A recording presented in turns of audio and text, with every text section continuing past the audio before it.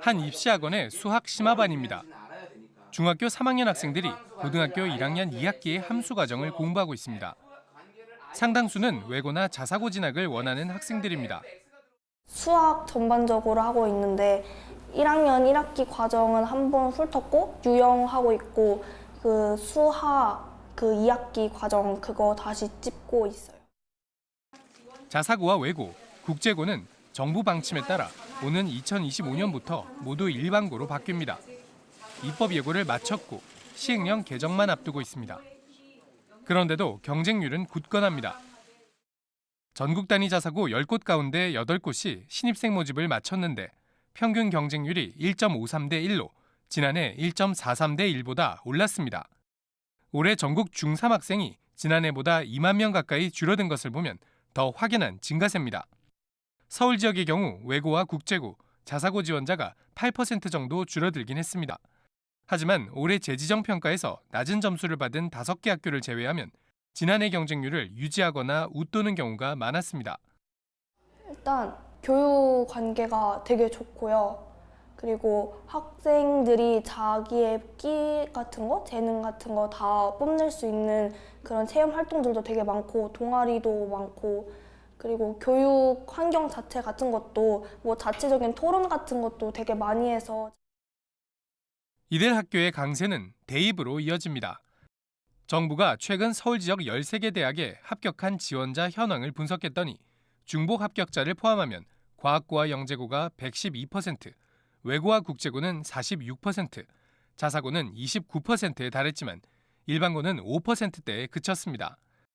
우수한 인재가 일부 학교에 몰리면서 전체 고등학교의 대부분을 차지하는 일반고는 급격히 황폐화됐고 정부가 자사고와 외고의 전면 폐지라는 초강수를 결정한 계기가 됐습니다. 또 상대적인 박탈감 내지는 자존감이 훼손된 측면이 굉장히 강해서 우리가 분리교육을 통해서 놓치고 있는 것들이 굉장히 많았다라는 이제 사회적 인식이나 합의가 어느 정도 도출이 된 상황인 것 같아요. 그렇다고 문제가 해결된 건 아닙니다. 우선 정시 확대를 비롯해 이들 학교의 유리한 대입 체제가 여전한 데다 능력과 적성을 감안한 이른바 수월성 교육에 대한 수요도 많기 때문입니다. 공부 잘하는 학생들만을 위한 학교가 사라지고 한 학교에 보다 다양한 학생이 모였을 때 과연 어떤 틀과 교육 과정으로 천차만별의 수요를 충족시킬 수 있을까가 논란의 핵심입니다.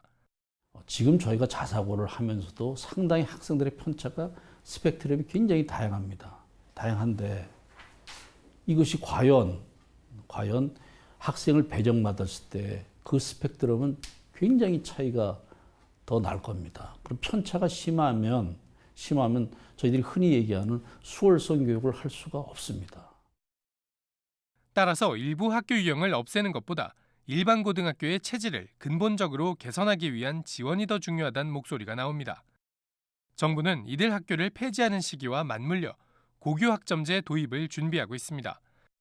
맞춤형 교육을 위해 학급당 학생 수를 줄이고 본질적으로는 자사고나 특목고에만 허용되었던 교육과정 편성의 자율권을 일반고로 확대할 필요도 있습니다. 평가, 교원, 재정지원, 입시제도, 대학에 대한 설득 모든 게 같이 가야 자사고나 특목고를 폐지하고 일반고로 흡수해서 가르치고 일반고의 경쟁력을 높이는 정책이 시너지를 발휘할 것이다. 30년 만에 역사 속으로 사라지게 되는 외고와 자사고. 새로운 학교 유형을 만들고 없애면서 결국 학교 교육에 혼란만 가져온다는 비판을 받지 않으려면 학교 현장의 눈높이를 고려한 보다 세심한 지원책 마련이 필요하다는 지적입니다. EBS 뉴스 황대현입니다.